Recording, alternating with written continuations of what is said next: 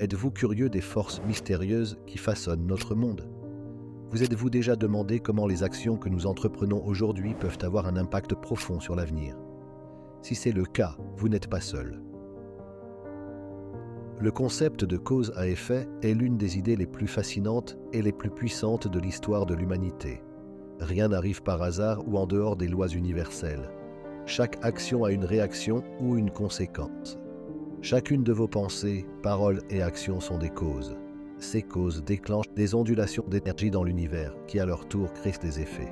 Tout ce que nous avons actuellement dans notre vie, notre richesse, nos amis, nos relations, nos biens, nos sentiments et nos réalisations, a une cause spécifique et prévisible. Les choix que nous faisons dans notre vie quotidienne, parfois même les plus petits et les plus insignifiants, peuvent réellement affecter et transformer la nature en nous et autour de nous. Qu'il s'agisse de réussite ou d'efforts spécifiques, lorsqu'ils sont atteints, ils sont le résultat de causes et d'actions spécifiques que vous avez entreprises. Si nous sommes constamment conscients de ce que nous faisons, nous pouvons prédire le succès à l'avenir en répétant les actions que nous avons entreprises auparavant.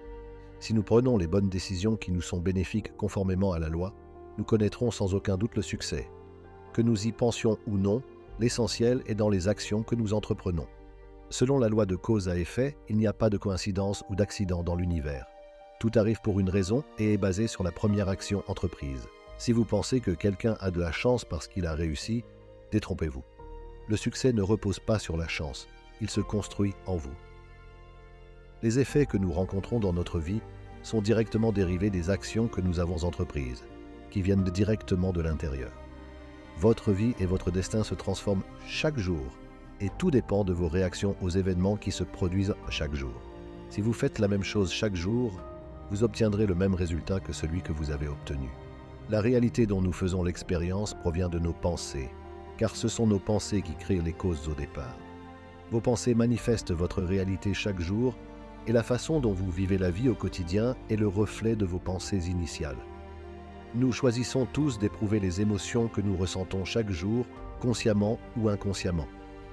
Notre comportement dépend de la façon dont nous nous percevons. En d'autres termes, si vous découvrez ce que font les personnes qui réussissent et que vous suivez les mêmes actions, vous obtiendrez les mêmes résultats. Étudier les personnes qui réussissent, découvrir les actions qu'elles ont entreprises et les effets qu'elles ont subis en conséquence, nous conduira à des résultats similaires. Nous avons vécu notre vie en nous programmant dans des schémas psychologiques qui nous ont conditionnés à apprendre certaines choses et à adopter certaines valeurs. Dans le domaine quantique, les relations de cause à effet deviennent plus complexes et interconnectées par rapport à la vision déterministe simple du monde newtonien.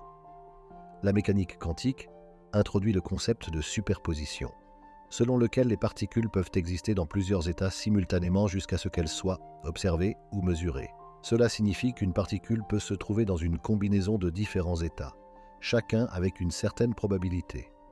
Lorsqu'une mesure est effectuée sur un système quantique, la fonction d'onde représentant la superposition s'effondre en un seul état, ce qui détermine le résultat observé.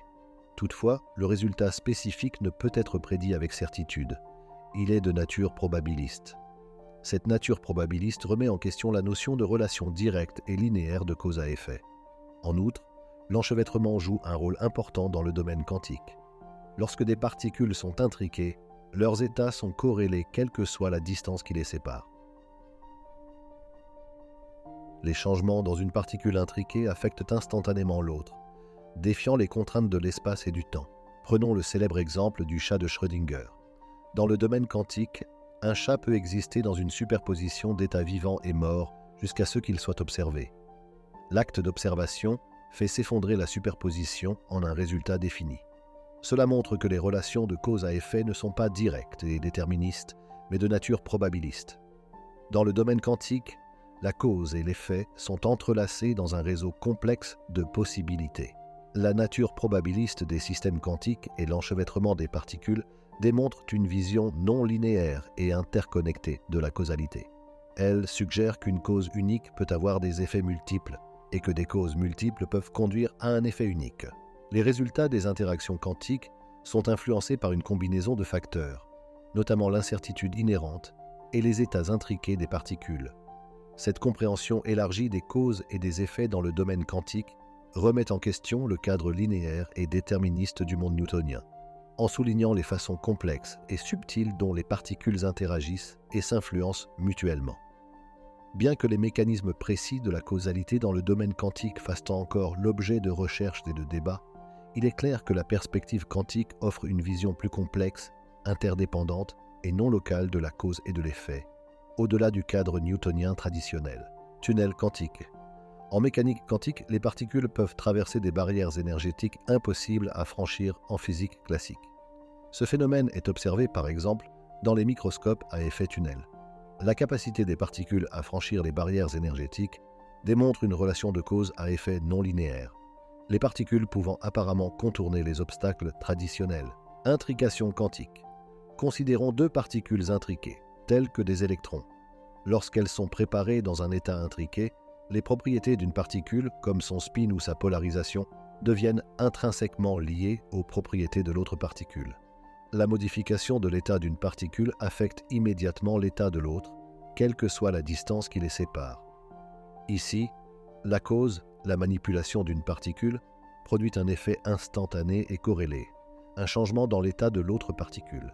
Cela défie la notion traditionnelle selon laquelle la cause et l'effet sont limités par la distance ou la vitesse. Selon la physique quantique, nos pensées sont la source de la réalité. Tout ce que nous voyons et expérimentons est le produit de l'énergie de nos pensées.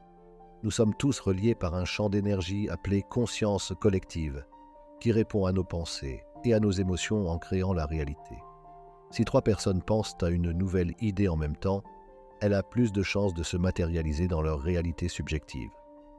L'esprit de chacun crée sa propre dimension, dans laquelle il expérimente différentes formes de matière et d'énergie. C'est ainsi que l'on se retrouve avec une expérience subjective dans un monde objectif. Qu'est-ce que cela signifie et quelles en sont les conséquences? Ce qui se passe, c'est que certains processus se produisent sans cause. Le moment exact où un électron passe d'une orbitale à une autre en est un exemple. La position sur l'écran d'un électron donné dans l'expérience de la double fente est purement aléatoire. Rien ne l'oblige à se retrouver à un endroit plutôt qu'à un autre. Il s'agit d'un hasard intrinsèque. Vos attentes contribuent à façonner votre réalité, que vos intentions soient bonnes ou mauvaises. Mais qu'est-ce qui est vraiment bon ou mauvais? L'univers est neutre par rapport à ces mots. Dans une guerre, les bons d'un pays sont toujours les méchants d'un autre pays. Les hommes politiques sont bons ou mauvais en fonction des valeurs que ils privilégient. Ces termes sont donc arbitraires. Ce qui compte, c'est l'intention qui sous-tend nos actions. Il s'agit de la façon dont nous percevons nos propres actions. Si nous pensons que nos actions sont bonnes, c'est ce que nous obtenons. Si nous croyons que nos actions sont mauvaises, c'est ce que nous obtenons en retour. C'est pourquoi des personnes apparemment mauvaises peuvent accumuler des richesses. Elles ne se perçoivent généralement pas comme mauvaises. Elles se perçoivent comme riches, heureuses, maîtresses d'elles-mêmes et fortunées. C'est donc ce qu'elles obtiennent. L'univers est neutre et répond simplement à l'énergie que nous émettons. Malheureusement, il est généralement plus facile pour les personnes plus égocentriques de créer de la richesse parce qu'elles croient vraiment qu'elles le méritent. C'est pourquoi nous voyons tant de narcissiques et de sociopathes réussir dans les affaires ou la politique. Je ne dis pas qu'ils le sont tous, mais vous savez, il est plus facile d'avoir confiance en ceux que vous manifestez lorsque vous avez cet état d'esprit. Ils ne doutent pas de ce qu'ils peuvent faire et créer pour eux-mêmes. Ils s'attendent à créer plus de succès. Il faut créer un catalyseur de succès.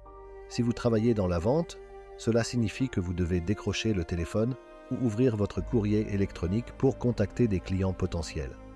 Si vous êtes un écrivain en herbe, cela signifie que vous devez vous réserver du temps pour écrire.